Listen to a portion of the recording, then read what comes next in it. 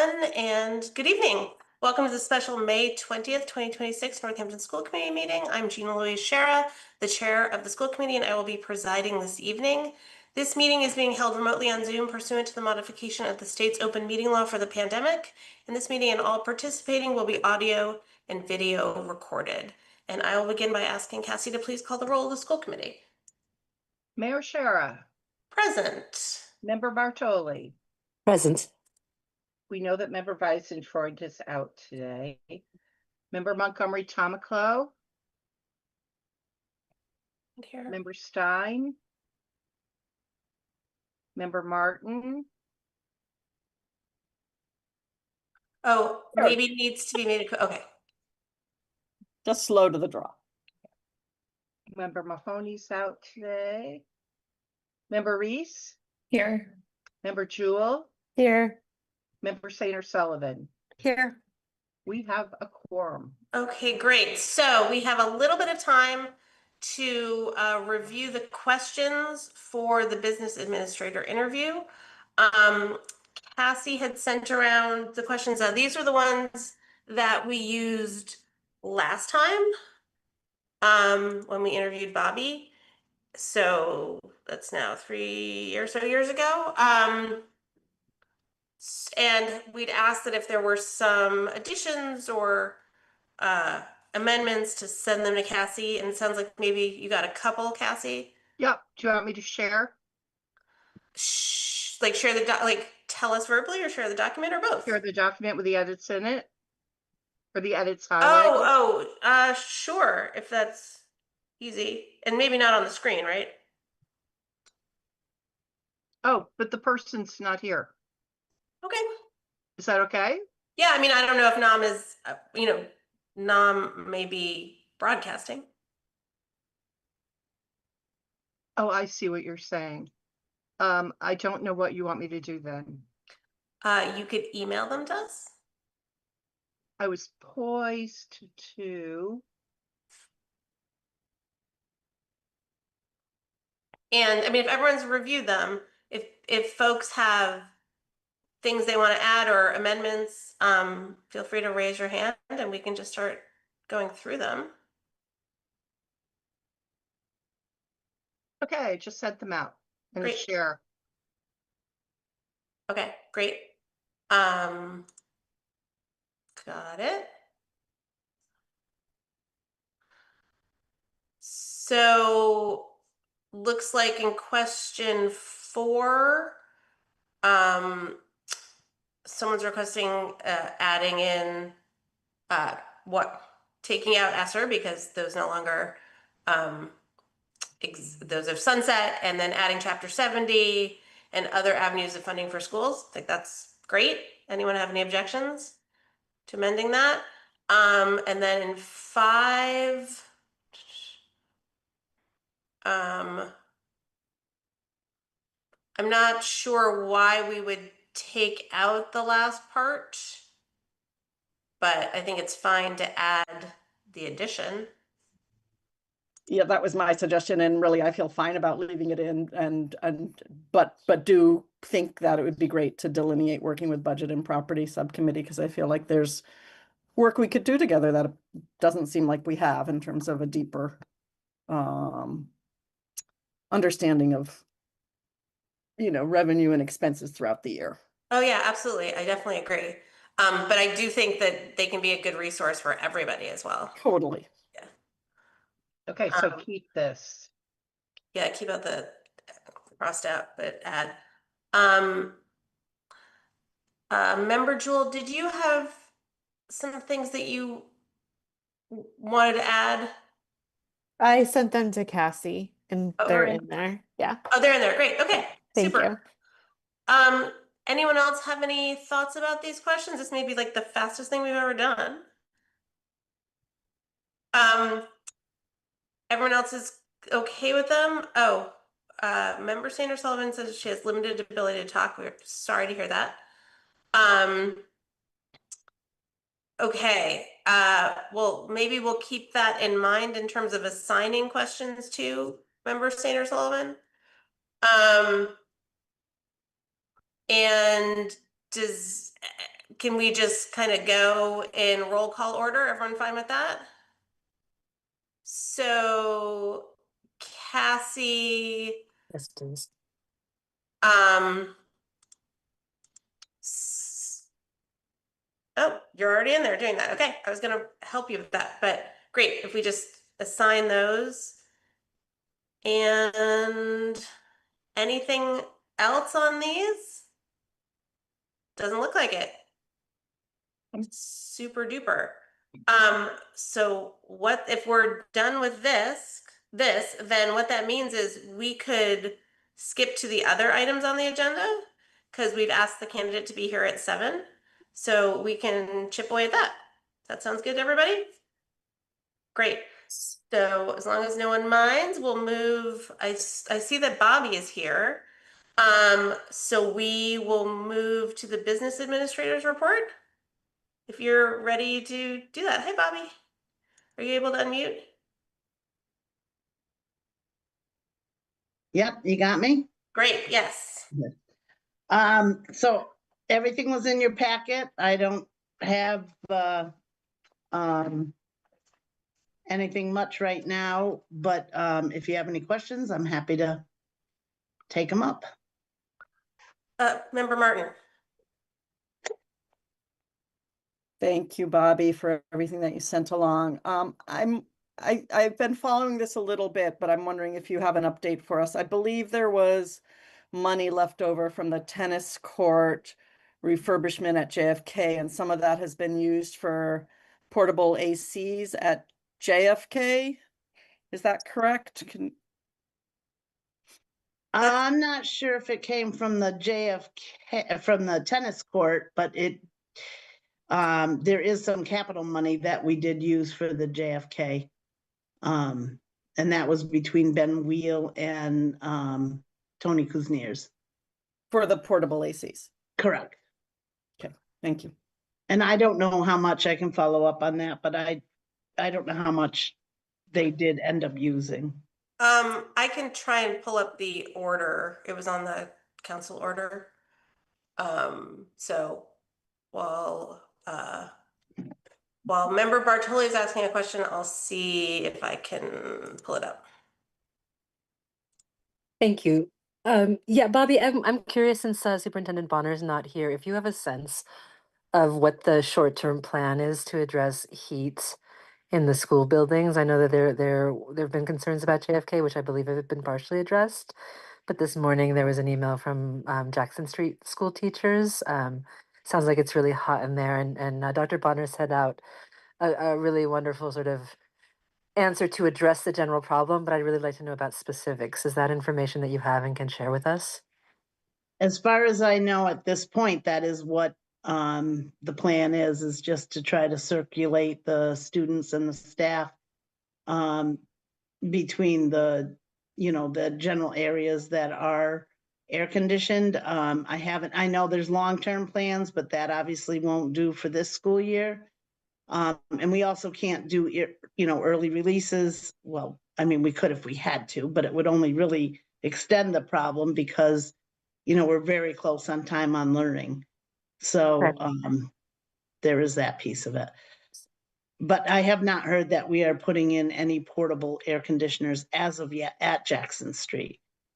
Okay, so as of right now, the plan for Jackson Street is simply to circulate staff and students in and out of cold spaces, but there's no plan for portable air conditioners. To the best of my knowledge. To the best at of your this knowledge. point. Okay, all right. Thank you for that information. Mhm.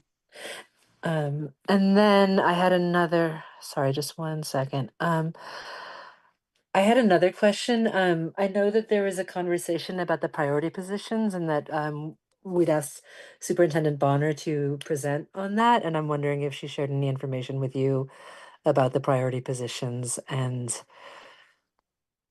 any changes. I know that she mentioned that there might be some changes, and I just wanted to get a sense of where that conversation was right now. There was some conversation. I did have a conversation with member Reese. Hopefully I said that right. You did. Okay. And then I think Dr. Bonner and member Reese also had some conversation. I saw a couple emails. I have not looked at them as of yet. So I really don't have any updates as to that. Except for that, I think what we said early on is that I think we anticipate that we'll have the level service budget. Should we need to add positions, we have to find where we're going to cut them. So that's in my mind would be the next plan of attack. Okay, so just to repeat back, if we, from where you stand, if we wanted to integrate priority positions, we'd have to take out of the current level services budget in order to do that. Correct. At this point, I mean, I Okay. don't foresee, I mean, I think it was in the, so I think I can say this, the mayor's budget's been released. And that is what we have is a level service budget, which I was very grateful for, that we didn't have to do any reductions this year. Okay. That was wonderful. But if we feel that we need different positions, then we have to look into our current budget to see what we could swap out or change in Okay. order to get those positions. Okay, thank you. Mhm. Member Martin, quickly to answer your question. So you were asking about Jackson Street, right? Were you asking about Jackson Street and air source heat pumps or? No, I was asking about where the money for the portable air conditioners that I think were purchased for JFK. Oh, JFK, came okay. from. So, But I did have something to add in response, but Valerie had her hand up before me. all right, but you were asking about the tennis courts, right? Right. So there was money reprogrammed from the tennis courts, but that was for going towards the JFK roof design and that MSBA program. Okay. So that's that fund. So we don't know where the funds for the portable ACs at JFK came from. No, but I can follow up from Okay. Thank when you. I get in tomorrow. Yep. Okay. Member Reese. So my first thing was also related to the air conditioning. We heard from several teachers, and we know that the temperatures are in the 80s at Jackson Street. And I know some rooms have air conditioning, but it's still like incredibly challenging. And so I'm wondering if we could give them some portable air conditioning as well, to offset some of that sweltering heat, because I think they also have issues with not being able to open some windows as well. So they kind of have a double whammy on these hot days. We can look into it, but I'd have to find funding somewhere. I don't know. I don't know what we had in the capital, and I have to look at that anyway for Member Martin. So I can look at that tomorrow to see. I what they think have. Tony, oh, sorry. I think Tony and Director Weil had been working on some plans. Correct. Yep, they have the long-term plan set. No, but also short-term plans for the end Okay. for the rest of the year. Yeah. I hadn't heard that this afternoon as of yet, so. Okay. I did talk to Tony this morning, and he didn't have any plans at that point. Oh, And okay. then I did see Dr. Bonner's email, so I'd have to check back in when I get in tomorrow on those items. Can I just follow up on that really Yeah. quick? So I believe that it was a PTO meeting. Tony had talked to some parents too, about looking into some heat mitigation, like less expensive heat mitigation options, like putting some films on the windows, potentially shades, like lower cost options to make the portable air conditioners work stronger. And I would love if we can maybe ask him about that, both in conjunction with the portable ACs, or maybe something that could happen even faster than that, just to give them some relief. Would that be something that you would reach out, Bobby, or should I? Yeah, I certainly can. I'll check in first thing in the morning or maybe later tonight. And see where we can go and get back to you all. Thank you. Okay, Member Martin. Yeah, thank you for that, Bobby. And I just quickly looked at those two emails from the two Jackson Street teachers to refresh my memory. I believe they already have portable ACs. They're just not sufficient for this degree of heat and humidity. Or maybe they're old units and not efficient anymore. I don't know. And I do know Dr. Vile was at Budget and Property, and yeah, he did mention, right, he was not specific about what other plans they have for short term. I did write him today, but haven't heard back. So they're certainly aware, but yeah, it's, the climate has changed already, and what used to be okay is no longer okay for our students or our teachers and staff. You are correct that there are some portable units for teacher accommodations that were in place from last year. So there are a few. I don't know how many. Right. Yeah. I would also go back to priority positions, but if anybody else wanted to speak to this issue, perhaps we should. So I don't know, Elena and Tiffany, if you want to speak to this issue first, and then I could go back to talk about priority positions with a question. I just wanted to really quick, the portables at Jackson Street came out of the principal's budget for the accommodations. And I also am just curious, and this is something perhaps Budget and Properties can take on too, is what it's like in the other schools. We've heard from teachers from Jackson Street, we've heard from some folks from JFK, but we haven't heard from the other schools. And I am just making assumptions that it is also hot there too. And really thinking about wanting us to not have OSHA violations as well. I think I'm it's sure. different depending on, oh, sorry. I think it is different depending on which school, and, different schools have had different, changes to their systems. So I don't think it's for better or for worse, it's not consistent throughout them. And thankfully, I think that it's going to get cooler tomorrow, which is good. So it'll help in the immediate. And Tony Kuzniers is definitely, aware of OSHA regulations and everything, and making sure that we're not falling, behind on those. So. Okay, back to you, Member Martin. Yeah, so the only other school that I have any other information on in current heat is just about Leeds. They already have those mini split heat pumps, so I think they, anyway, are well regulated, but I don't know any other schools. And I certainly think, yes, we can follow up at Budget and Property on this, and I will put in a request for that to be added to our agenda next month.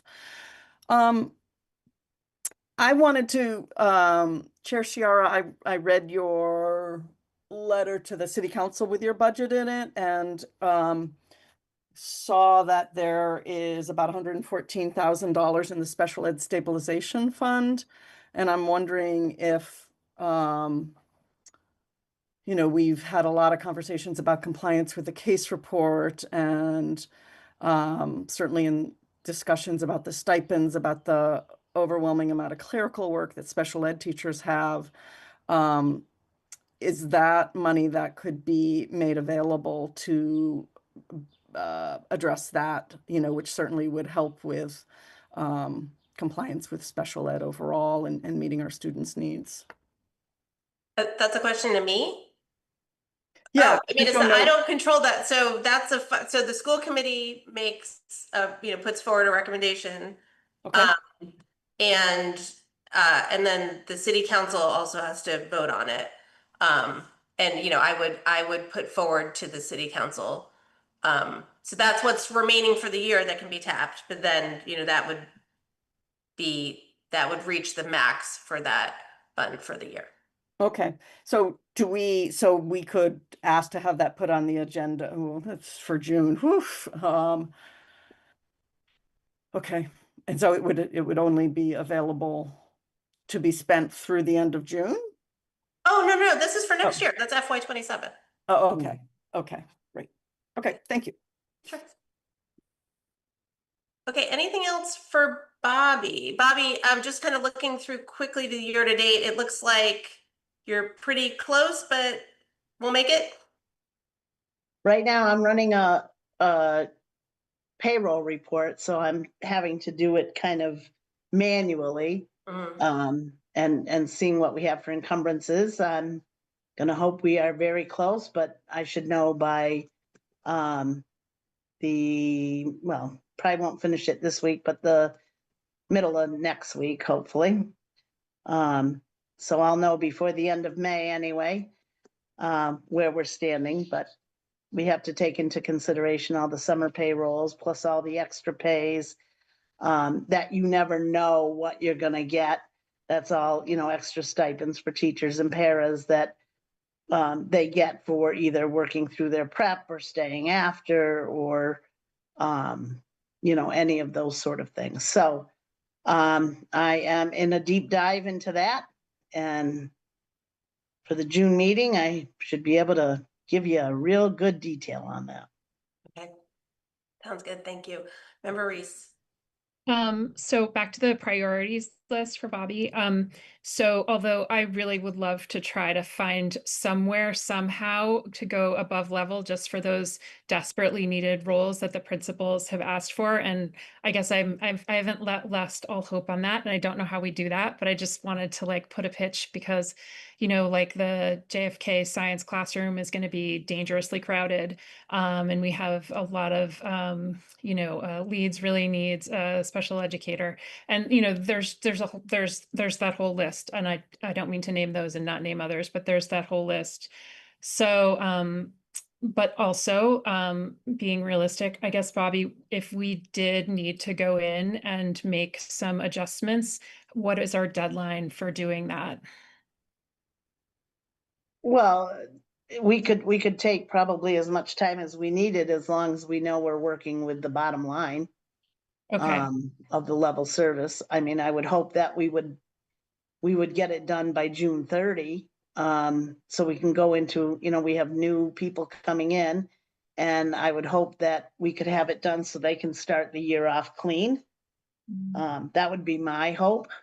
But we have to work with that sort of thing all throughout the year. There's a lot of times where we have to get, a new para, or we have to get, something to meet our needs. So, we can work with it, but hopefully the majority of it we know going in by June 30. So June 1st, we start with a clean budget. Okay, so if we wanted to look at any changes, we could make a motion to vote on them at the June school committee meeting? Mhm. Okay. Yep. Thank you. Okay, there's a lot of questions for you, Bobby. Anything else? Glad it's now and not at 10:30. That's true. It probably makes a big difference. Okay. How about Member Martin? I won't ask you, Member Sanders Sullivan, because you have limited voice, but Member Martin, do you have anything you could report from Budget and Property? Oh, sorry. Wait, hold on. Are you a co-host? Can you? Yeah, I'm all set. Okay. If that's what you're asking. Thanks. Okay. Member Martin, could you give a quick report on Budget and Property, or we can do it at the next meeting if not? Sure, I can give a very, very brief update on our last meeting, and Robbie, if I miss out something critical, please text me.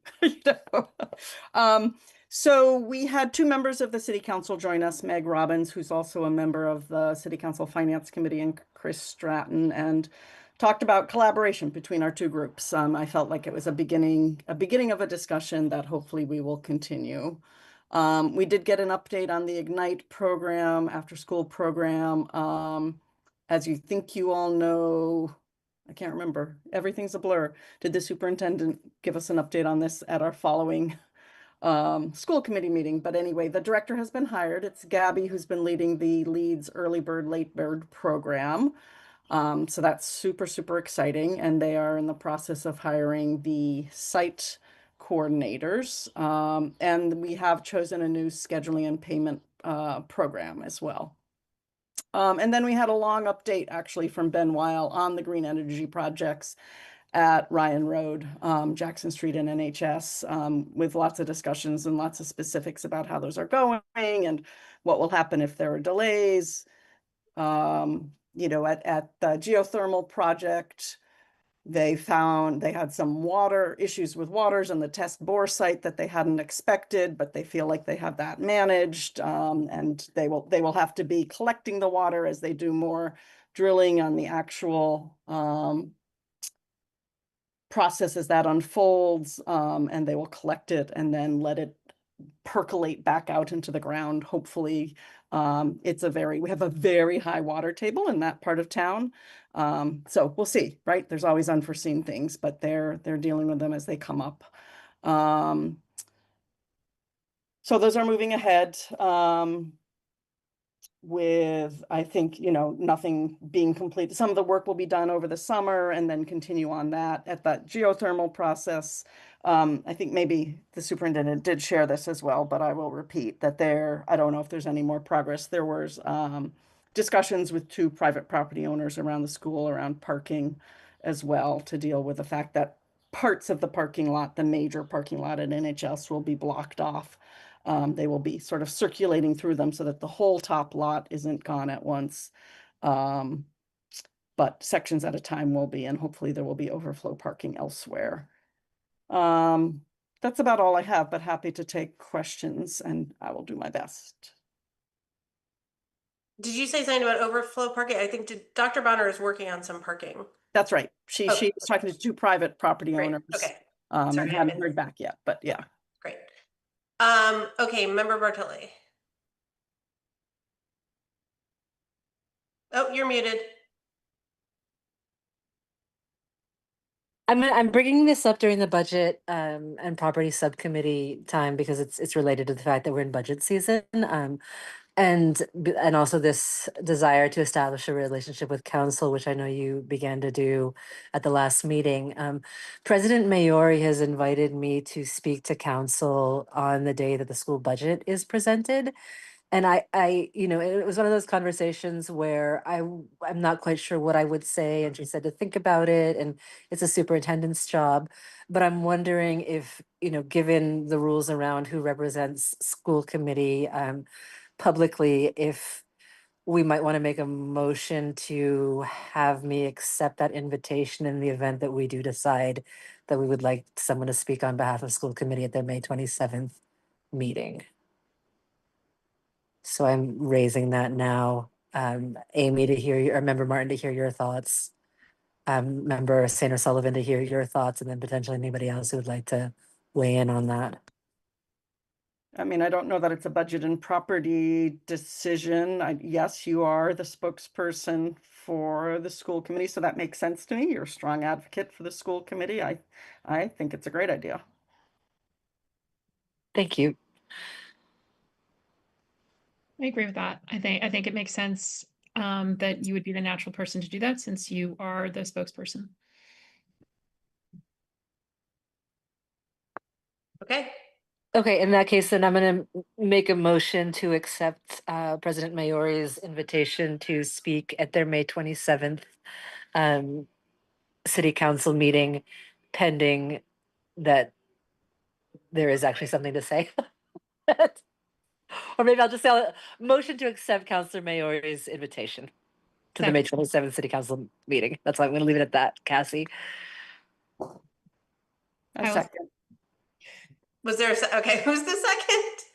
Okay, Member Martin. Okay, motion made by Member Bartoli, seconded by Member Martin. Any further discussion? So you will, I think, so if you have something you're interested in adding, you would add it essentially, or if asked? Yeah. Okay. Yeah, or if asked. And I think also maybe during discussion might be the time for people to throw out ideas about things that they would like to be shared, and then I can take that into account as I prepare a statement. Okay, so it is 7, so I don't want to spend a lot of time on this Okay. though. Yes, she's Member here again. Jewel. Yes. I guess I'm just hi. I'm curious about if what the goals from Maori are, and if you will be doing more answering questions, or if there's a presentation, or if you're doing the presentation with Superintendent Bonner, or what it looks like, I guess. So what it would look like is that, and I'm going to say goodnight to a 6-year-old. Good night, good night, good night, sleep well. Councilor Maori and I did not achieve clarity around that question. And so I would not present with the superintendent. She would present on her own, and then there would be about 5 minutes afterwards for me to comment, share, add, perhaps on our process, perhaps on something. But we really didn't clarify it. She asked me to take some time to think about it, and I don't have a clear answer yet. This is really, again, more creating a contingency at this point. Thank you. Okay, Member Reese. I just have a quick question for Member Martin related to the budget and the Ignite program you were just mentioning. So of the priority positions, the director is actually on that list. It's not in level services. So I guess I just want to see if you all discussed how we are going to pay for her and the site directors, because even the, the treasury for leads program probably isn't enough to cover that for very long. I know it's a self-sustaining program over time, but I wondered if that was part of your discussion. We did bring it up. Dr. Bonner wasn't at the meeting, and so we didn't hear from that. Bobby, I don't think you had is Bobby still here? Yes, you are. I don't think you had an answer to that as well, but am I misremembering? No, we had discussion around letting leads know that we are potentially going to tap their funds that they have amassed over the years. Right. Okay. All Okay. set? Yeah. Oh, I'm just wondering because I think they have 70,000. Is that how much they have? I don't have the balance with me. Because I just don't know how long that would get us. I just want the program to make sure that we can like really launch it as a success. So I'm feeling a It's a little really important about it. question. Yeah. It is, and it's a hard one to answer because you're starting all, 3 more programs, and they're not going to make money right away because you got to do all the startup, and you got the site coordinator, you got all the payrolls. So Yep. it's gonna be hard. It's gonna be a hard rollout, I think, of a program that is important, but yet a self-sustaining program that we may or may not be able to fund easily in the beginning. Okay, thanks. Okay, so there's a motion on the floor. Roll call, please. Member Bartoli, Yes. Member Martin, Yes. Member Reese, Yes. Member Jewel, I'm voting no because it's unclear to me what's going to Member happen. Sainer Sullivan, Yeah, I'm also gonna vote no, just because I'm not sure what it would entail yet, so. Mayor Shara, Yes. 4 yes, 2 no. Okay. All right, so let's move back up to new business, and this is our interview for a business administrator, and I want to welcome Anne Marie De Silva Nemberkow. Did I get it right? Let me ask you to unmute. Oh, I have to make her co-host. Oh, that would be great. Welcome. Thank you so much for being here. We're happy to speak with you, and we're really grateful to you for your interest in this position. So we will jump right in if that's okay. And start with the interview. Again, thank you so much for being here. Oh, thank you for having me. Sure. So I'll start off. So just to lay out how it's going to happen. We don't have the full committee here, but we have a quorum, and we will. And actually, we have one member who's having some voice issues, so she's not going to ask questions, but she'll be part of the deliberation.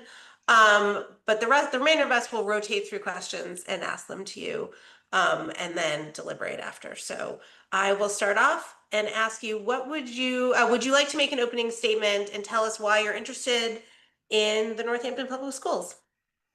Sure. Hello. Thank you for having me. My name's Anne Marie De Silva Nemberko. I am a school administrator with over 25 years of experience. I've had the opportunity to work as an assistant school finance director. I'm currently the associate director of grants, where I manage over 30 grants totaling about 20 million. And I'm also working part-time and transitioning out of being the business manager for a local nonprofit school. It took them a while to be able to find a replacement, so it's lovely that they were able to do that. And I'm slowly transitioning out of that one over the next couple of weeks. Prior to that, I spent many years where I learned all my hands-on experience working as an administrative specialist, where I had performed all duties, including payroll, AP, processing warrants. So yeah, I have a little bit of a varied background. I bring a lot of hands-on experience, so makes me a bit more valuable, I would say, to the office staff. I'd be able to understand their process. I'm also DESE certified. I worked my career a little bit in reverse. I focused on family first, and then I went back to school where I got my bachelor's, and I recently got my master's of education from Worcester State. I was able to collaborate with MASBO, who had a program with DESE, which allowed me to be able to get my master's in education and certified as a school business administrator. So met a lot of lovely people along the way and have a lot of mentors and colleagues that I was able to collaborate with throughout the process. And yeah, a little bit about me. Sorry. No, it's great. Thank you. Okay, Member Bartoli. There we go.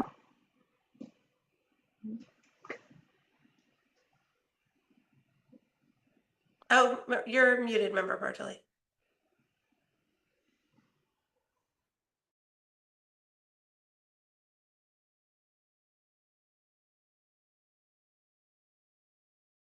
Yes. Yes. Great. Okay, thank you. Thank you so much for being available for this time, for this interview. So my question, the school business administrator is responsible for developing and continually monitoring resources such as school choice, grants, revolving funds, and gift funds throughout the year. Please tell us about your experience managing multiple budgets and the processes you use to develop budget projections and monitor spending. Kind of writing as you're speaking. Extensive experience with managing multiple budgets, especially in my current position. I manage over 30 grants that can total from, I have some as small as 1,500 to some that are as 5 million. From there, we'll also review all of our school choice, our revolving funds, try to look at how all the different funds can help us offset any of the budget. So I have extensive experience working with both.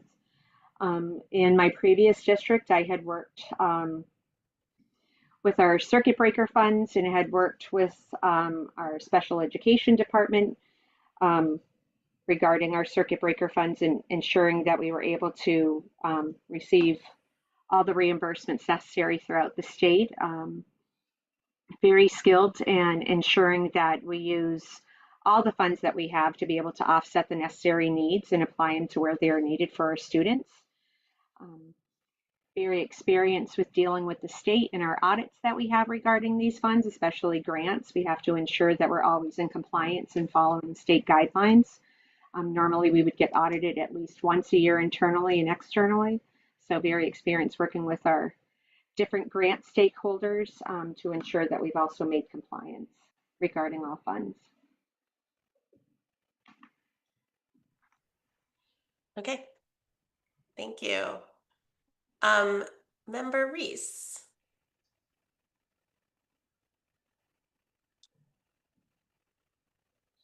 Muted, sorry.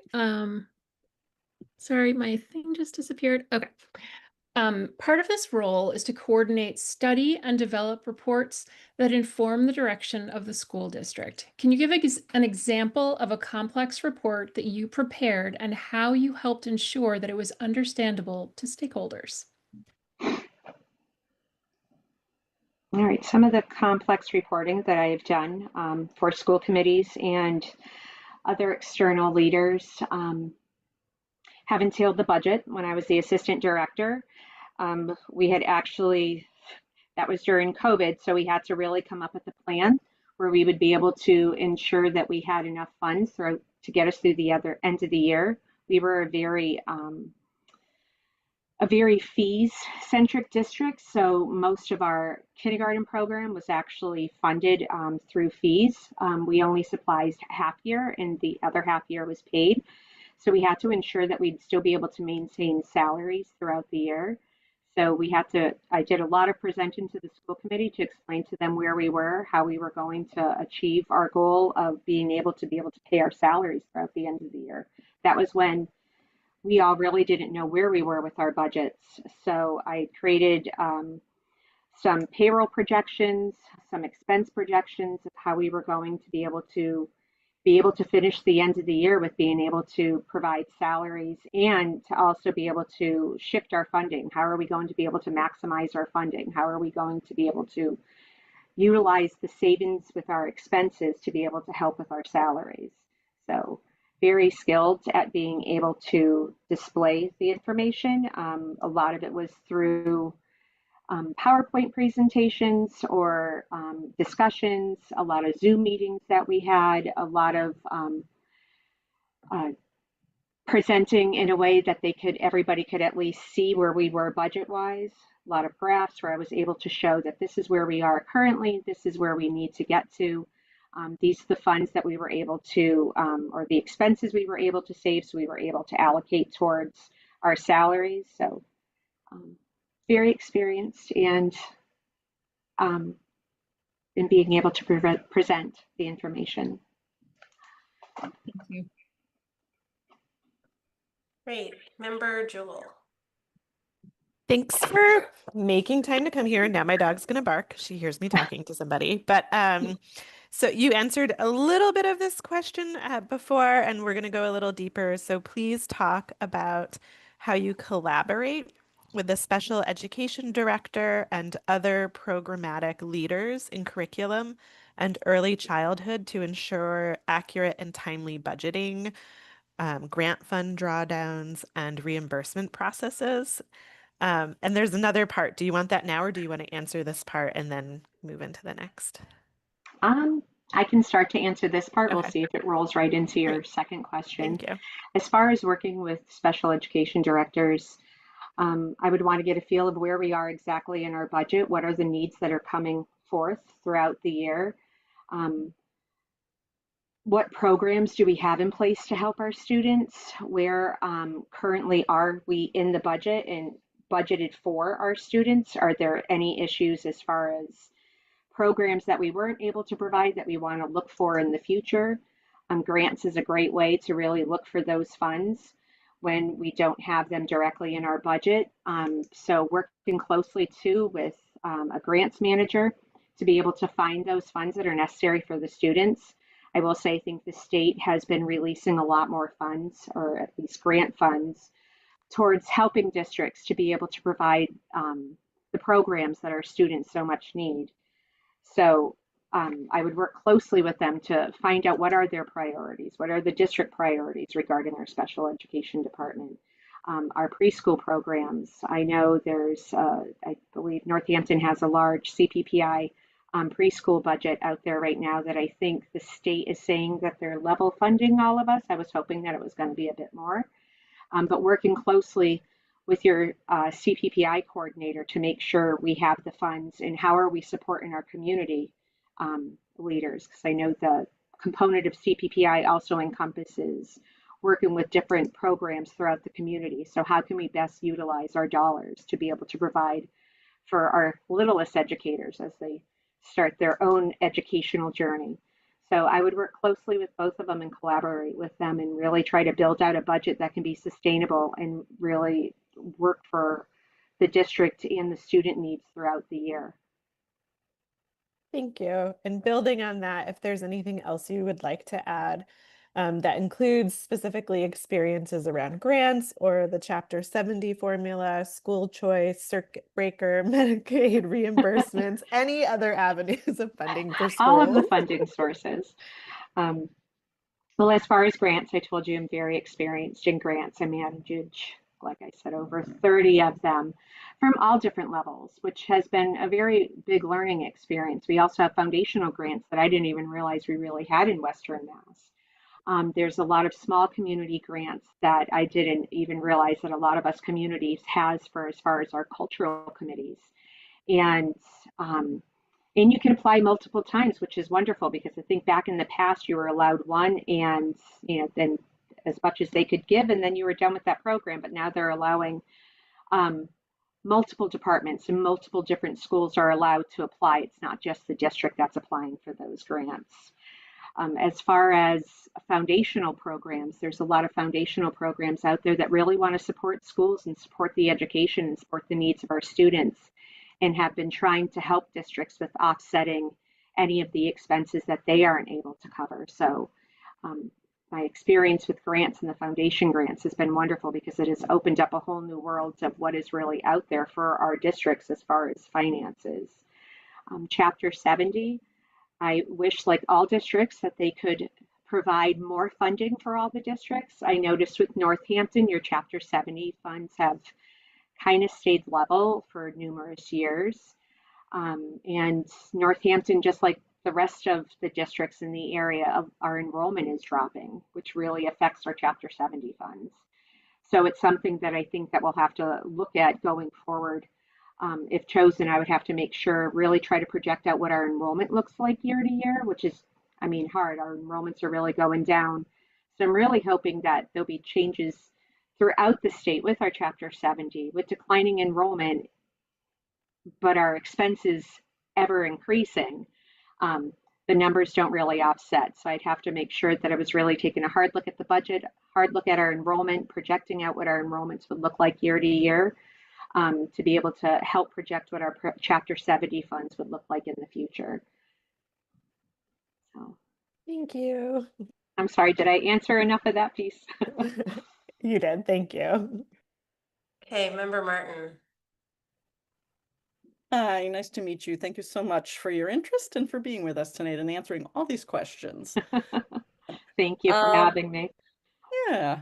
So I'm wondering if you talked about this a little bit already, but I'm wondering how you would see your role in working with the school committee, and then several subsets to this. So how would you approach onboarding new school committee members? We have elections every 2 years. This year, for instance, we have 7 new school committee members.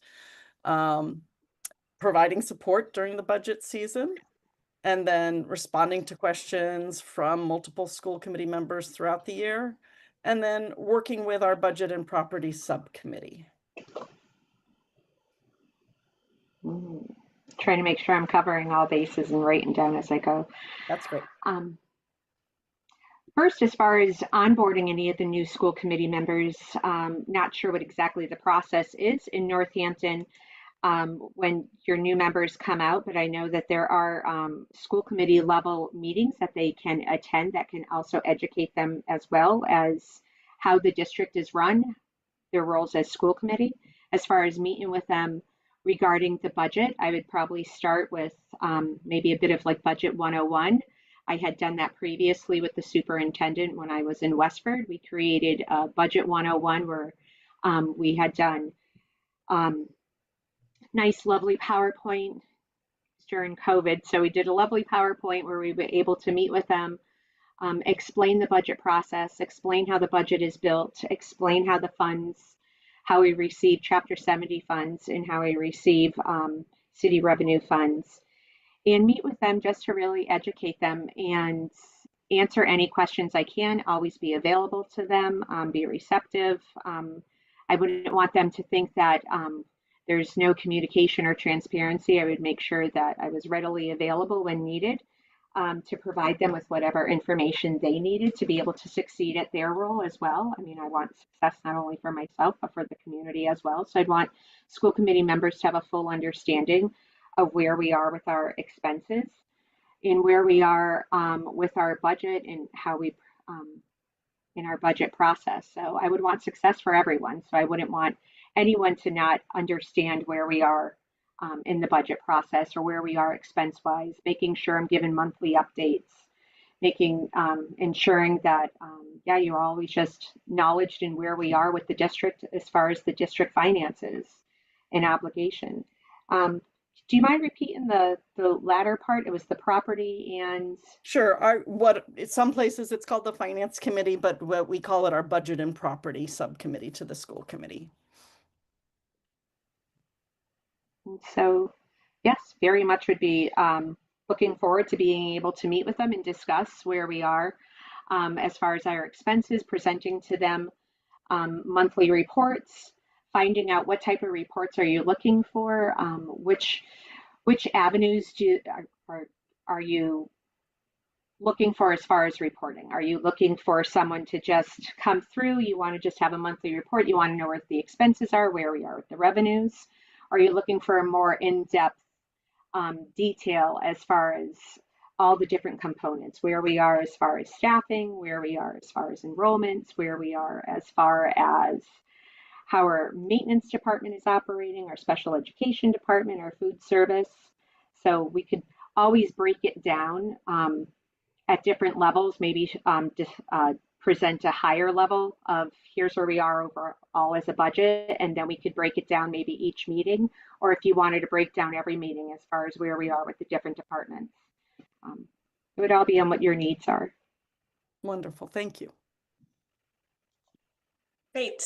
Okay, so can you please tell us how you support principals and their staff in developing and managing their budgets, including how you problem solve around budget issues at sort of the building level with principals?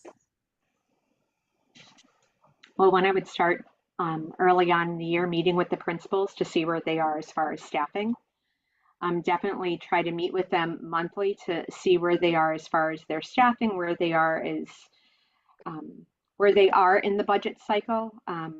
Do they have enough funds to be able to provide the programs that they are looking for? What are the needs of their building? And not just even just their student and staff needs. What is the need of the physical building for operating? Reviewing with them what their projections would be for throughout the year, or what their needs are currently, that we can be able to support them through the end of the year. Enrollment is ever changing. Students are always coming into the district and leaving the district. So seeing what new plans that they have, or what new students that they have and what level that they're at, as far as do they have enough staffing? Do they have too much staffing? So being there for the principals to be able to help them with operating their buildings and being able to support them, so they don't have to worry so much about the stress of the financial end. So constant monitoring every month as far as for the different schools. I mean, I'd be constantly monitoring weekly, but finding out where their comfort level is also. I'm not sure, I know every district's a little bit different, so do the principals have a bit more of a hands-on approach, where they're approving all their purchase orders? Are they really reviewing all their expenses? And reviewing with them every time, especially if a major change comes up. If there is an issue where a teacher has left or a teacher is coming into the district, just making sure I'm always available and being there for the principals to be a form of support for them. So this part of the job isn't as stressful, since they are already wearing many hats as a principal in the district as it is. So any support I'd be able to give. Thank you. Member Bartoli. Thank you. So my question is, and this question actually has two parts to it, but they're fairly one after the other, so I'll just read them both to you. Could you talk about, please, what you see as the role of DEI in the business administrator position? And then part two of the question, what areas would you want to develop to bring that lens to the role?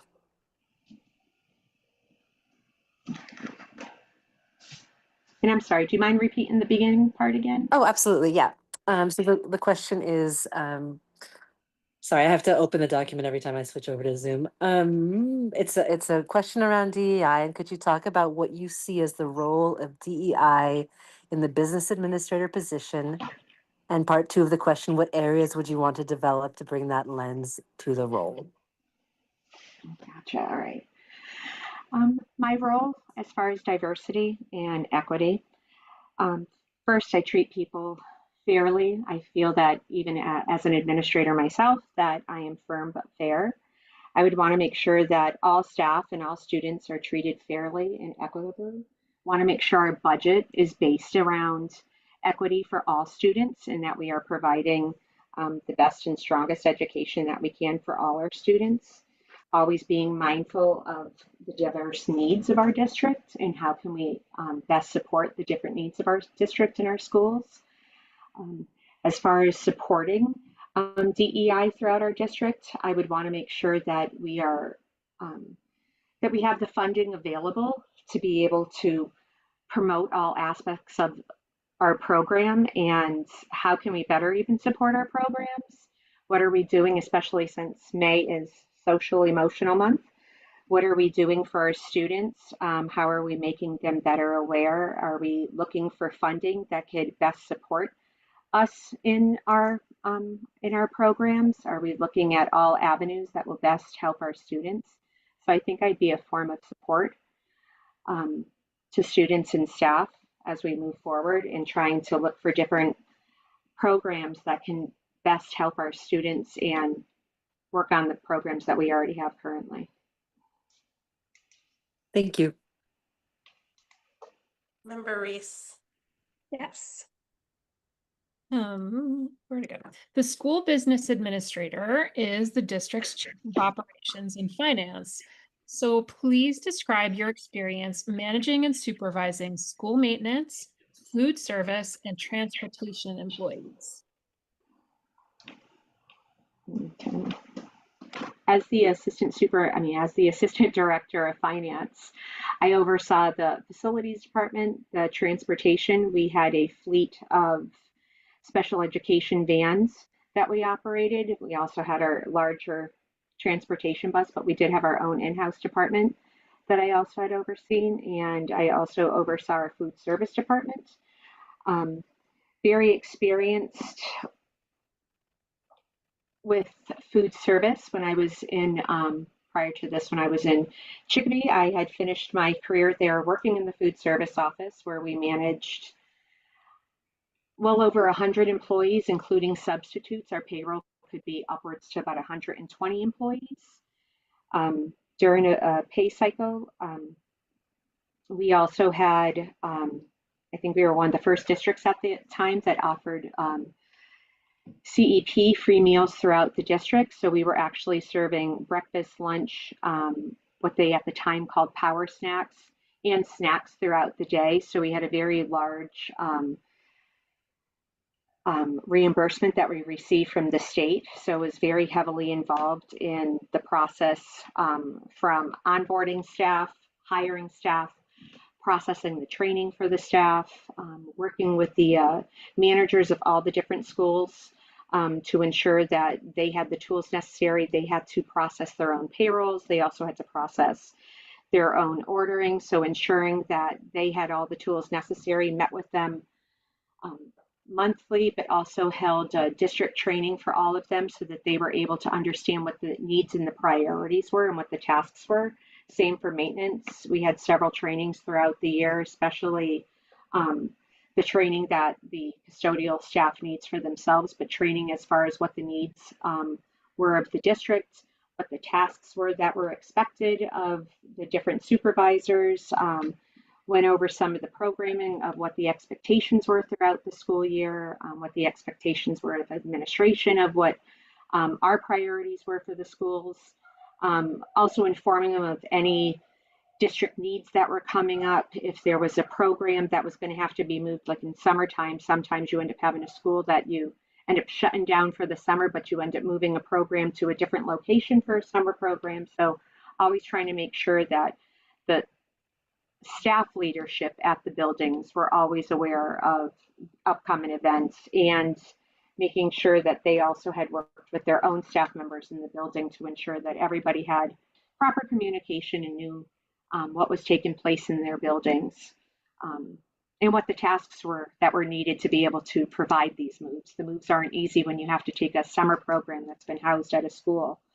That involves everybody. Sometimes you're moving all of them. You're moving custodial staff and you're also moving the food staff. So you need to let them be aware of how many more students they may have in their building for a particular time. So working effectively, communicating with the staff, working with them, having meetings with them. Thank you. Clear communication. Member Jewell. You keep kind of answering. Oh, like Oh, hang on. Okay, you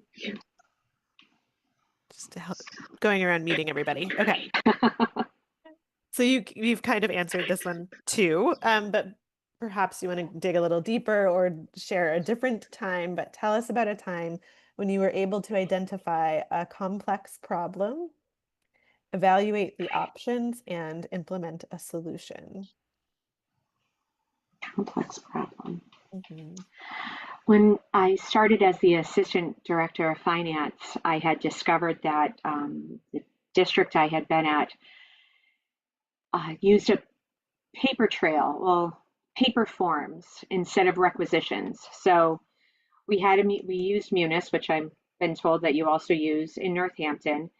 And with Munis, you have a requisition, which then has to be approved. You normally have different levels and steps, turns into a purchase order, and then the item is allowed to be purchased once it's been turned into the purchase order. There, they were going straight to purchase order and they were ordering the item, and then a purchase order was coming through. Discovered that, I would say, a couple months in, after discussing with the director, that there was also no steps in place as far as who was approving the purchase orders. It was really just going to the AP department and then looking for expense money from there. So I worked with the superintendent, which I actually had to onboard him onto my solution was to implement the requisition program, which at first he had felt was going to be taking control away from his principals.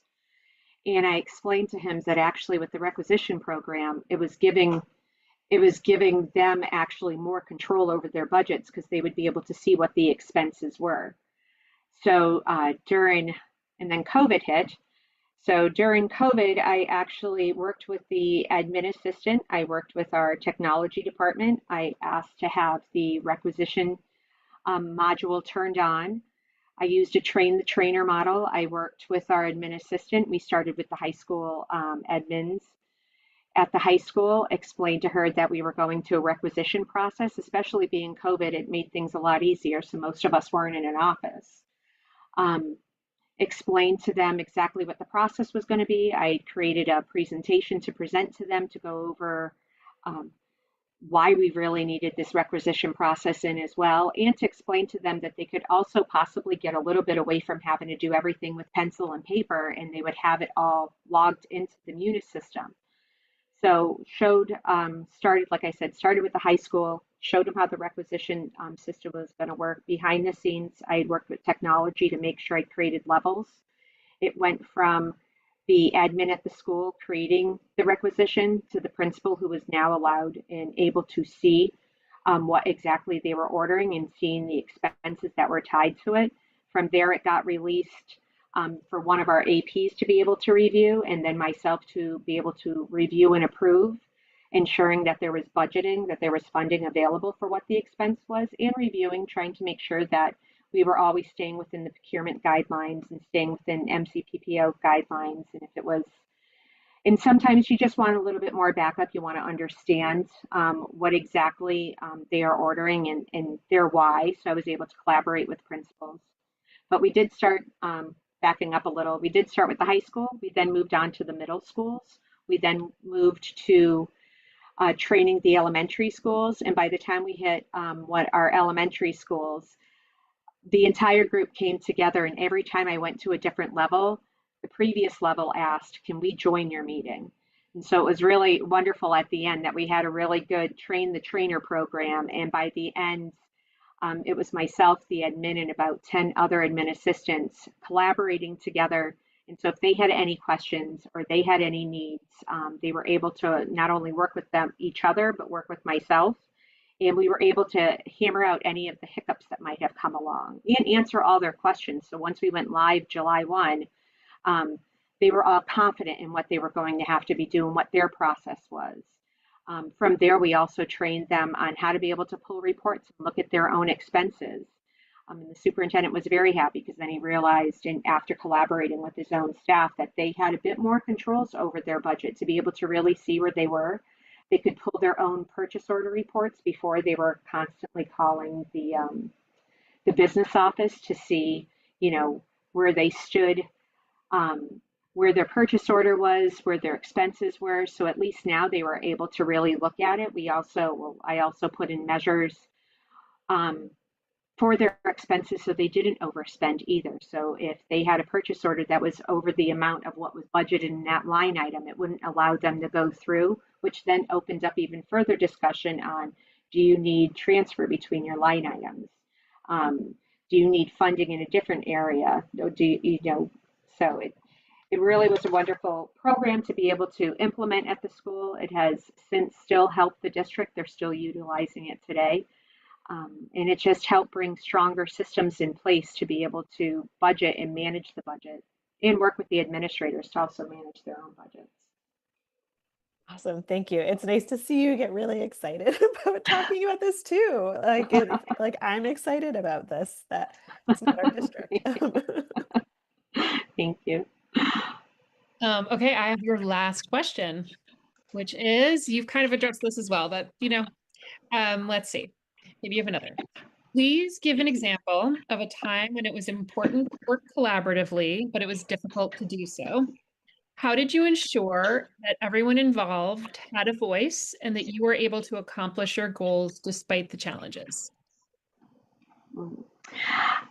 So I will continue on implementing the requisition. So the piece I had left out was that the superintendent had been the previous business manager and then became the assistant superintendent and then superintendent.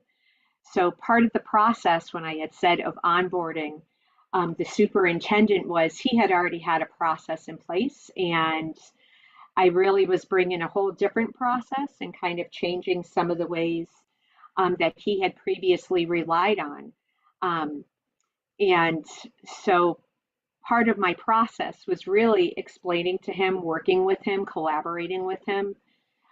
He then worked with several of the principals to ask them their thoughts, because I didn't want to just, especially, this was also in the middle of COVID. It was July 1, 2020 when I decided to implement this. So we were really right in the middle of COVID. Everybody was remote. All the work I had done was remote. It was very new to most of the staff I had worked with had never Zoomed before, had never been on a virtual meeting.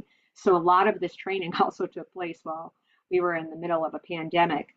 But it worked out very well. I sat with the superintendent, spoke with the superintendent numerous times. I laid out a plan for him so he could fully understand it, showed him exactly how the requisition program would look. The good part about Munis is there is a test field in there, so I was able to show him exactly what the process was going to be. He collaborated with some of his staff because he too didn't want to add additional work, especially during the tough times that we were already in.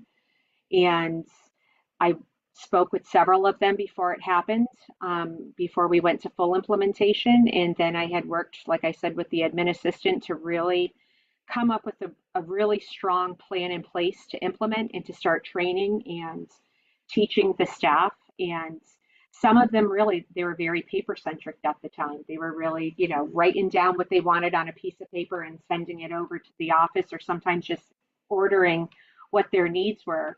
And considering at the time we didn't know what was going to happen, are we going back into the classroom, are we being allowed back in our buildings, we needed to have implemented some type of controls that we could have as finance leaders, and so the superintendent could also have, so he could feel confident in leading the district, especially in the times that we were at. And we really also needed it so we could be able to capture all of our expenses and see where our savings were, see where our schools were, especially at that time, to be able to see where our funding was. So the requisition process, I can't speak enough good about it to make sure that it really helped us tracking, and just added another tool besides using Excel or to be able to track our expenses. So tried to heavily rely on the technology that we have in front of us and try to make sure that it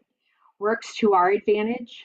Sometimes Munis can be a difficult software system, but they do have trainings that they're constantly offering. So try to keep ourselves up to date, trying to always keep myself up to date on the different programs that are out there. So this way it can best suit the needs of the district.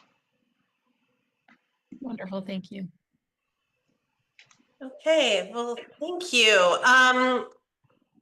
Is there anything that we didn't ask you that you'd like to add, or anything else you'd like to share with us?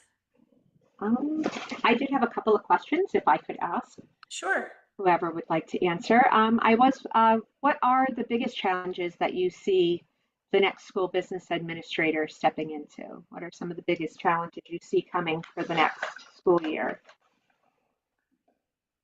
Sure. Any member Bartoli? So I think that one of the biggest challenges is that we're transitioning a big part of the leadership, not a big part, but we'll have a new superintendent, we'll have a new curriculum director, we'll have a new business administrator, a new assistant business administrator. So there's some transition happening in the area, in the leadership in the central offices. So I think that's something that you'll be negotiating for sure. Okay. Anyone else want to jump in? I certainly would agree with that. There's a lot of new folks that will be starting, which also, of course, creates a lot of great opportunity. And it's clear you've looked at the budget. You've looked at our state aid. We have had very stagnant state aid for decades now. And overall, the percent of state aid that is covering our budget is basically been cut in half since ed reform. So we're at about, I think, 15 or 16% now. So that has been dropping, meaning more and more of our appropriation is coming from the community, and Right. that's really been a challenge and continues to be a challenge. So I would say, obviously, we are experiencing the same budget pressures, which you spoke about, that all the other districts around us are experiencing, and that unless there is something magical that's going to happen at the state, and I know that we have great legislators who are working hard on it and really sort of leading that charge, but anything that's going to happen there is going to take some amount of time. So as hopeful as we can be, I think we have to be realistic that Right. it's going to be a challenge for a while. So I would say that's sort of our biggest thing that we deal with every year. Okay. And what are your biggest priorities or initiatives you have coming for the next school year? We have a few. Anyone want to share? Go ahead, Member Martin. A couple of things come to mind. You may be aware that we had some findings from DESE on our special education program that we are working to become into compliance with. And so that, I think, is definitely a priority, to continue to find the funding and support our special education services in order to make sure that our children get what they need. You may be aware too, we are rolling out district aftercare program. Our local Y has been providing aftercare in some of the elementary schools and to the schools. There's been a variety of different programs in some of the different schools, some of them very consistent for a long time. Some of them have come and gone a little bit to exist and are very well loved. But we made the decision to have a district-wide program, and that we've just hired a director. We're in the process of hiring site coordinators. We are not fully confident about the funding and the financing for this. We have some questions about that. So I think that will be a priority, to support that and make sure that that's a success financially, as well as, of course, in terms of providing excellent care for students after school. It's just a huge need. The daycare crisis is enormous in our country, and this is something that our families really, really want and need. So this is our attempt to try to provide that. Is that a program you said that's being housed at the YMCA, or is it something that's going to be implemented? No, the Y has come in and done that at our elementary school, a couple of our elementary schools. And so they will continue to do that.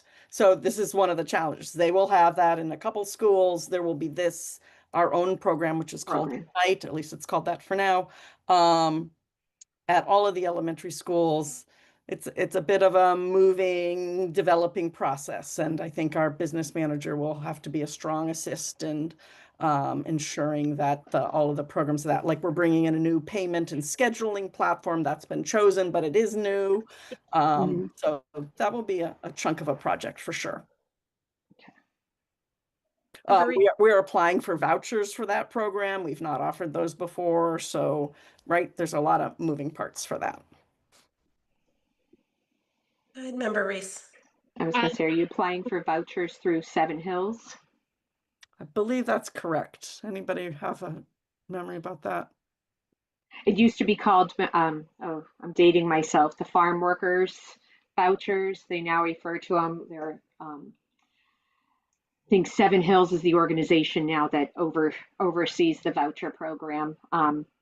At the nonprofit that I am at, we accept vouchers for our pre-K program, our kindergarten program, and for the before and after school program. So it's wonderful. A lot of our families wouldn't have been able to afford to send their children, and wouldn't have a place for their children for the after school care. So the voucher program has very much helped many of our families.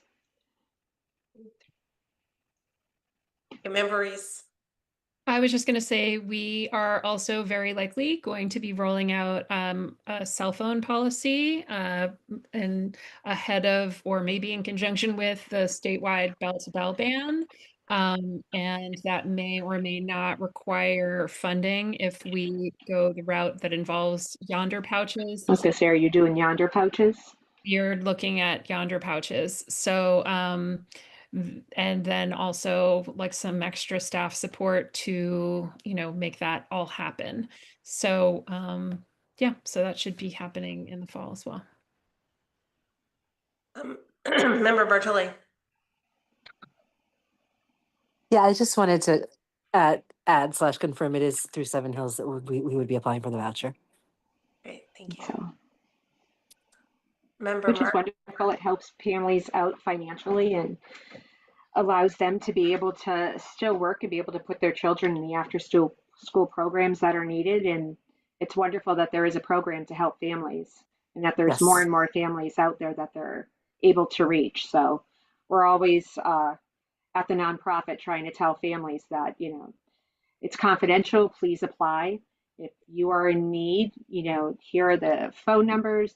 I believe there used to be an office in Springfield where people could go to and fill out their paperwork, or you can do it online. We always try to put them in contact with our contacts that we have. So this way, if there's any supports that they are looking for. That's great, for sure. The other thing that I was remembering as another priority is that we are starting the process of bringing transportation in-house. It's, I believe, being staged over a number of years as a cost-saving measure. With the transportation director, along with the Budget and Property Committee, previous Budget and Property Committee, looked into this and ran a lot of projections and thought that with some investment, which came through our capital improvement budget through the city, would end up saving us money over time, and also provide services that we think would be better. We can train the drivers ourselves and ensure better quality services. Yes, the transportation manager that I had worked with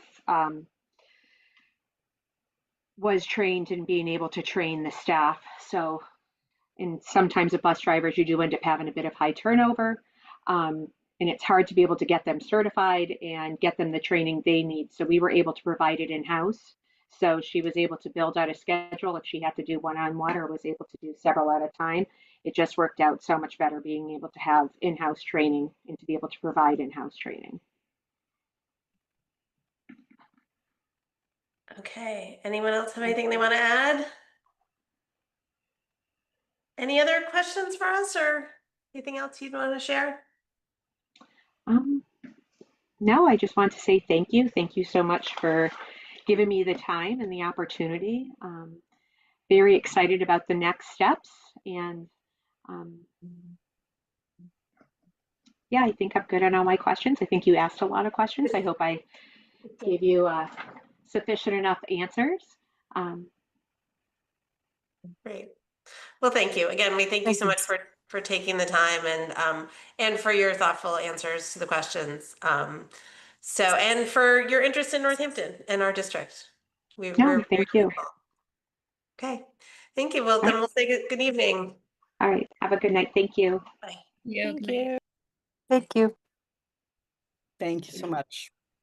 Bye-bye. Okay, everybody. So, up to deliberation. Thoughts. And so what, just so we're clear, what we are doing is we vote on the candidate, and then we are going to ask, our vote is permitting the superintendent to enter negotiations with a candidate. So unlike with the superintendent, we don't do those negotiations, but the superintendent does. Okay, Member Bartoli. So is it appropriate to make a motion to make that motion right now and then Sure. go into the discussion? Okay. So in that case, let me just bring up the agenda for the language. I would like to make a motion to, oops. I'd like to make a motion to permit the superintendent to enter negotiations with the business administrator candidate that was just interviewed. Oh, Anne Marie De Silva. I'm gonna get it right. I hopefully Numberco. Numberco, yeah. Numberco. Thank Okay. you. Motion's made by Member Bartoli. Is there a second? I will second. Seconded by Member Reese. Great. Okay. Discussion. May I go on to Sure. share my thoughts? Yeah. I really enjoyed hearing this candidate, and some things that stood out for me in particular were her approach to using train the trainer models, which I know is something that's something that our incoming superintendent is also a fan of. So right there, that indicates to me the possibility of collaboration and a similar mindset. I love that she's experienced in public school business administration. At one point in the interview, she mentioned, I think she was speaking about her job managing grants and that it was a real learning experience. And language like that leads me to believe that this is a candidate that is able to learn on the job, that wants to learn on the job. That's something I really support. I know that negotiating the voucher process in terms of how that is incorporated into care programs, aftercare programs, can be challenging. So I think it's great that she has experience in that. I would support hiring her. I would like to, and I don't know, I'm going to pose this as a question. To what extent can we support / incorporate familiarizing herself a little bit more with concepts around DEI, because that didn't come across as much of a strength to me as the other areas that she shared with us. So I think my last point is a question for you, Mayor Chiara. It's interesting. I actually thought that her answer, so I mean, that's sort of an unusual question, I think, for this kind of role. So I actually thought that her answer was really thoughtful and showed that she was really interested in creating opportunity and finding ways through her position to encourage our DEI policies and also creating other opportunities. Okay. All right. I mean, so that was my take on it. Okay. But I mean, I think we certainly could find professional development opportunities as well. Okay. Thank you. That is all from me. Member Martin. Oh, you're muted, Member Martin. Oi. In general, I felt very positive, but I would love to hear what the process has been up till this point. I don't believe we heard what interviews there were, or what vetting there's been till now. And I would love to hear that. And then also what steps come next, like with the superintendent hire, do reference checks happen now at this point, and we hear about those? Yeah. I mean, so I wasn't part of the earlier process, but there was a committee, and Bobby, you may have been part of it. There was a committee who did a first interview. That was superintendent, Bobby, someone from HR, I don't know if it was Chad or Tracy, Charlie Nerdy, the finance director, and I don't know if I'm missing anyone, Bobby. Yeah, Crystal Fairman, Oh. who was the business administrator for Smith Voc. Right. Yeah. So And it wasn't, we didn't have HR, we had Wendy Blanchett, our assistant business administrator. okay. So it's Charlene Nardi, finance director, Wendy Blanchett, the assistant business administrator, myself, the superintendent, and Crystal. Right. So Crystal has this position at Smith Voc. Correct. Yeah. And I don't know if you want me to continue. We had selected what looked like really 4 good candidates. And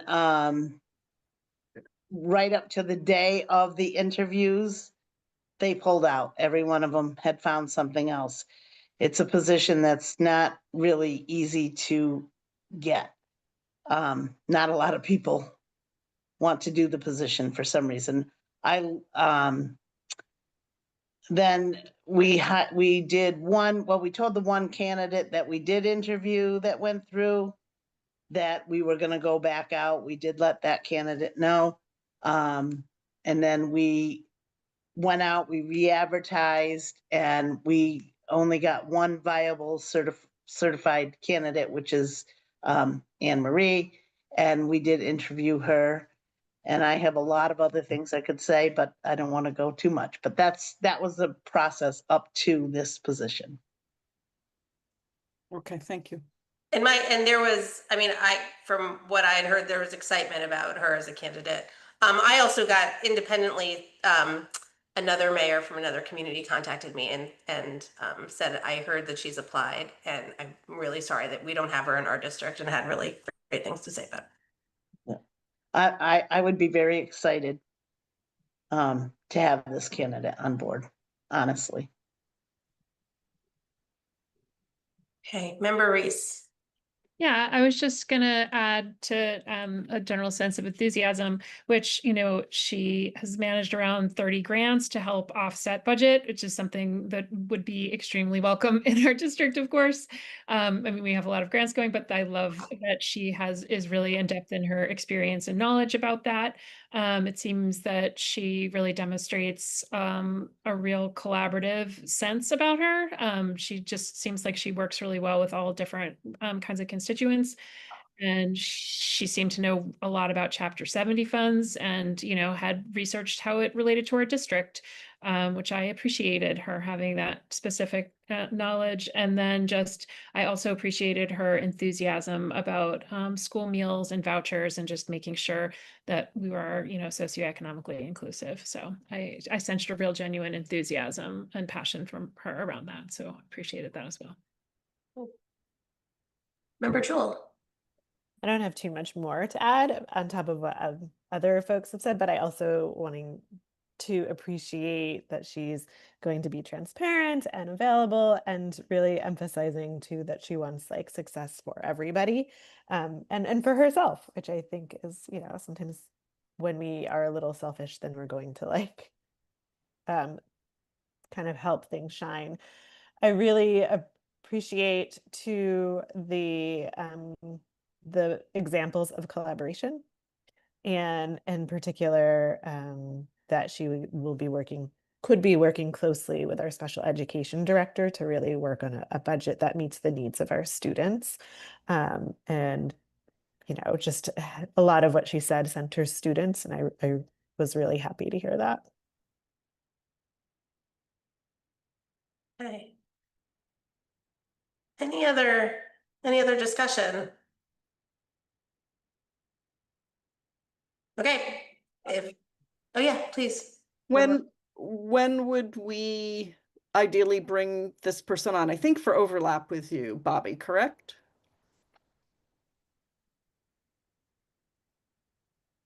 We could do a small amount of overlap. Yep, for sure. And, I would be available for her for any questions or,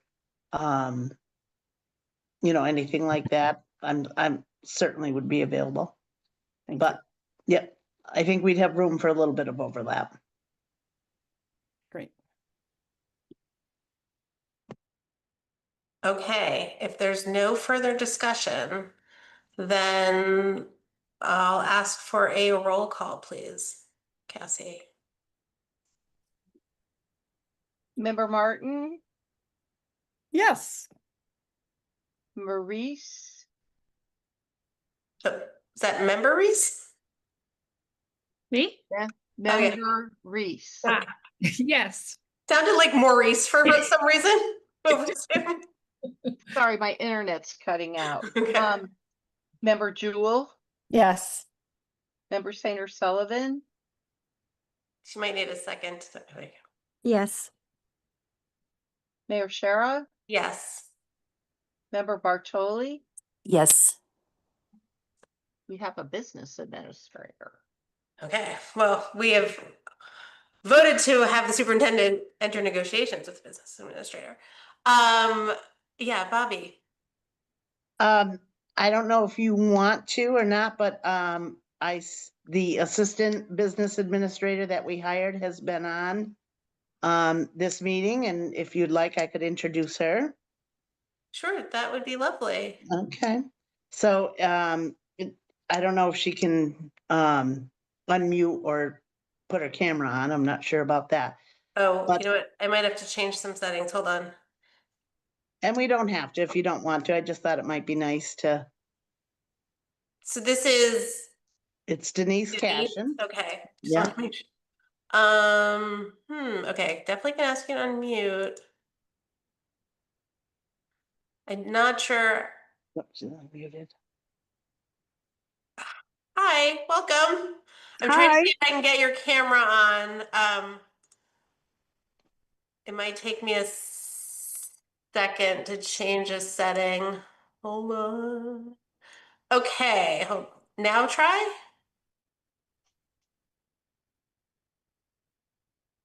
No luck? Wait, Can you see me? no? How about, I just said ask to start video. Did it give you a little window, a pop-up window? No. No? We'll use our imagination. I'm sorry about that. Anyway, Denise Cashin, who has a lot of experience as an assistant business administrator, I think over 20 years. And I'm very happy to have her on board, and I feel like I'm very excited with her coming on board and our potential business administrator coming on board.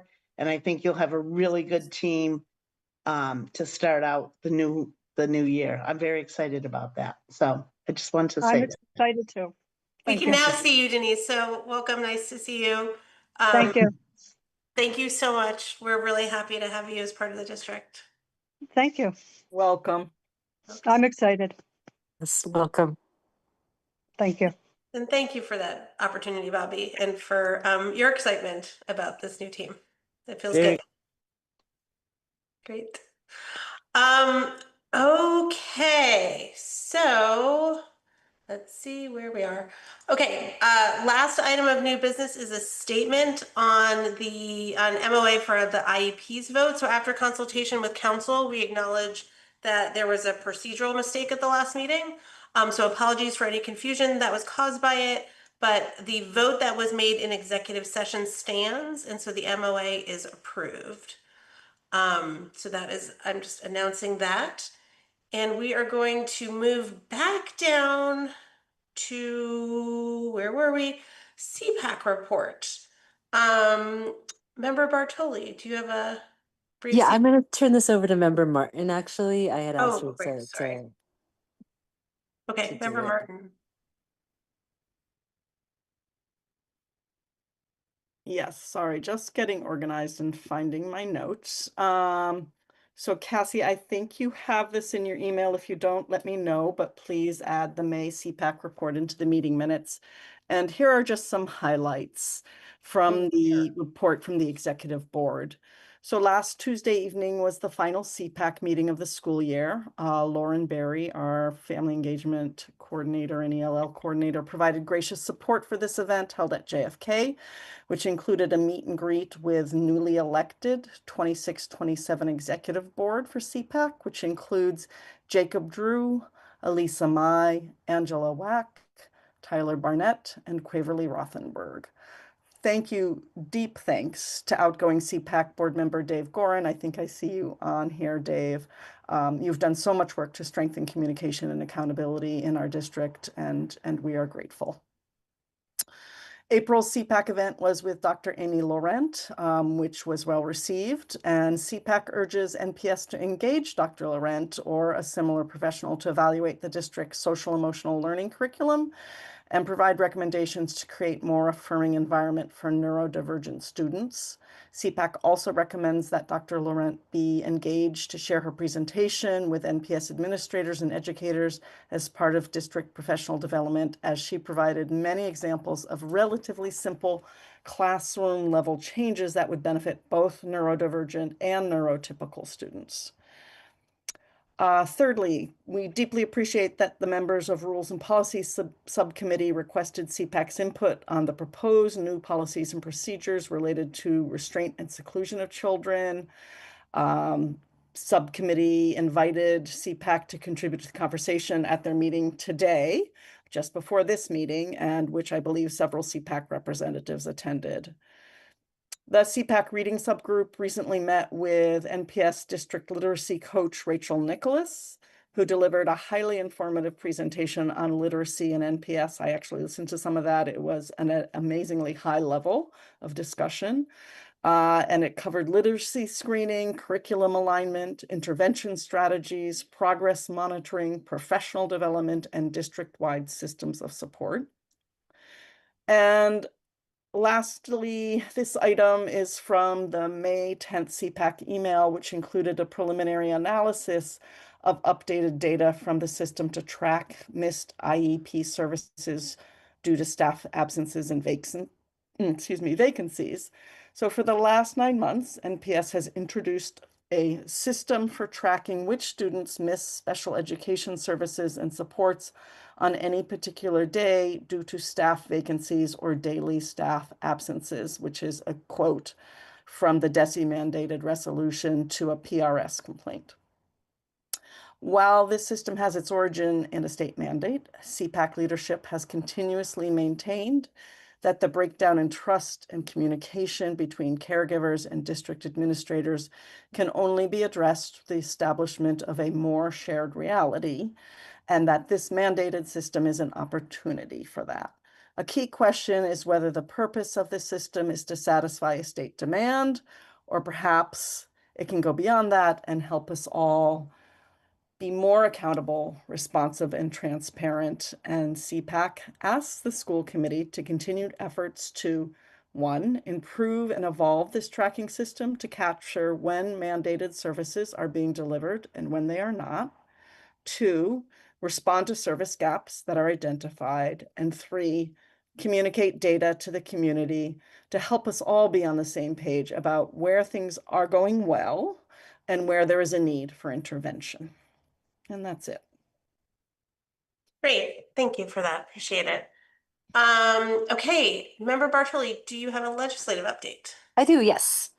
So I met with Representative Sabadosa last week, and the highlights of our conversation, we're talking about putting together an advocacy calendar so that the school committee can be more on point with the advocacy that we do at the state level. So that's something that she and I are going to talk about the next time we meet.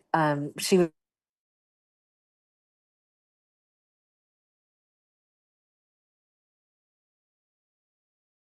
vouchers if and when we need her assistance in doing that. I guess she's familiar with the process and has been invited into that process in other spaces. I'm in the process of setting up a meeting with her and the new superintendent in August, and we'll do the same thing with Senator Comerford so that Annie can get an introduction to both of those people and begin to establish a relationship with our legislators. I want to refer specifically, there was an email, I believe it was last week, from an NPS teacher around the fair fix to retirement plus, which is a bill that has passed the House and is now in the Senate, that is looking at fixing something that happened in the early 2000s when teachers had the opportunity to switch retirement systems, but not but the transition wasn't handled so well. A lot of folks missed the opportunity, and they're trying to fix that right now. So that is something that I was in contact with Senator Comerford about, and her team is advocating for that. I'm going to speak to it more in June. I wasn't able to fully prepare myself for tonight, but I do ask that you all take a look at that email again, with the possibility of further discussion in June. And that is it for my updates. Any questions? Nope. Okay, great. Thank Thank you you. for that. All right, future business item. These are the topics that we have already scheduled. I see you, Member Joel. Do you want to, before I go through those, did you want to say something? I wanted to add a couple of things that we talked about from rules and policies today that will be added onto the June meeting. Do you want to do your list and then I can add on, or do you want me to share now? Why don't I do the list and then I'll come back to you. Okay. So again, we have the year-long agenda topics that are linked. In June, we're going to do an update on the Northampton High School bathrooms and also the lunch program. Section 14 of rules and procedure. These are, if we can fit this all, this is going to be a big agenda in June. Now bullying, the bullying policy we have to do in June, so we will definitely be doing that. Then moving on to August, late start time for NHS, we'll discuss in August, and clarifying the contingency meeting process we'll discuss in August, and also clarifying the school committee voting process on NACE MOAs. And reminder that we are working on trying to figure out a time for a retreat in August, likely in addition to our regular meeting, but a time to spend with the new superintendent and kind of go over some of the things I think we've been saying we want to talk about, but also I would really like us to do some goal setting with her. So yeah, Member Joel. The two other things that are coming up for June, we voted to give the school committee a first read of the restraint and seclusion policy, especially as that's like really timely. We have to look at it in June and then we have to vote on it in August. And so working with Director Holloway and CPAC to make changes that work for the policy. And then the other thing that we voted on is bringing the cell phone policy back to the school committee for some clarity, recognizing that the current draft policy that we have right now is mostly procedural and less policy. So really needing to tease out and create a clear policy that we can work with so then the procedures for the schools can follow. So those are two big things that we're going to need to work on too. Okay, we're gonna have to look hard at this June meeting and try and figure out how we're gonna fit it all in. Okay, future business meetings and future business and meetings.